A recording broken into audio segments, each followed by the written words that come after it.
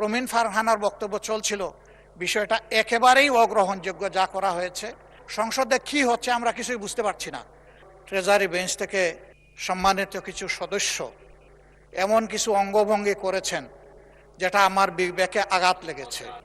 আমি এখানে তাদের নাম বলে আমি নিজে লজ্জা পেতে চাই না।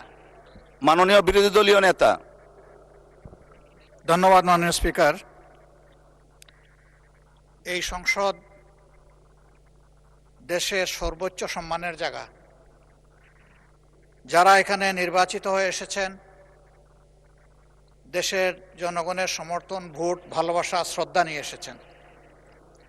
আমরা সকল সদস্যের প্রতি শ্রদ্ধা জানিয়ে বলবো, কোনো সংসদ সদস্য যখন দাঁড়িয়ে কোনো কথা বলবেন, তা নিয়ন্ত্রণ অথবা তাকে এলাও করার একক এখতিয়ার হচ্ছে মাননীয় স্পিকারের। সেই জায়গায় আজকে লক্ষ্য করলাম যে একজন স্বতন্ত্র সংসদ সদস্য তিনি যখন কথা বলছিলেন, দুঃখজনকভাবে ট্রেজারি বেঞ্চ থেকে সম্মানিত কিছু সদস্য এমন কিছু অঙ্গভঙ্গি করেছেন যেটা আমার বিবেকে আঘাত লেগেছে। আমি এটা আশা করি না। এমনকি আমি এও লক্ষ্য করলাম, একবার দুইবার নয়, 4 বার 5 বার নির্বাচিত হয়ে এই সংসদে যারা এসেছেন তাদের কেউ কেউ এই কাজটা করেছেন। আমি এখানে তাদের নাম বলে আমি নিজে লজ্জা পেতে চাই না। আমরা প্রথম দিনই অনুরোধ করেছিলাম ভালো কিছু সংস্কৃতির চর্চা হোক এখানে, এবং আমরা শিখতে চাই।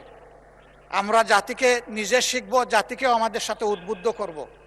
মাননীয় স্পিকার, আজকে 2 বারই লক্ষ্য করলাম যে ট্রেজারি বেঞ্চ যেখানে আপনাকে সবচেয়ে বেশি সহযোগিতা করার কথা, সেখানে আপনি বারবার অনুরোধ করা পক্ষেও তিনারা চালিয়েই যাচ্ছেন। আপনি মাইক দেন নাই, তারপরেও সংসদে কি হচ্ছে আমরা কিছুই বুঝতে পারছি না। আর শেষমেশ যখন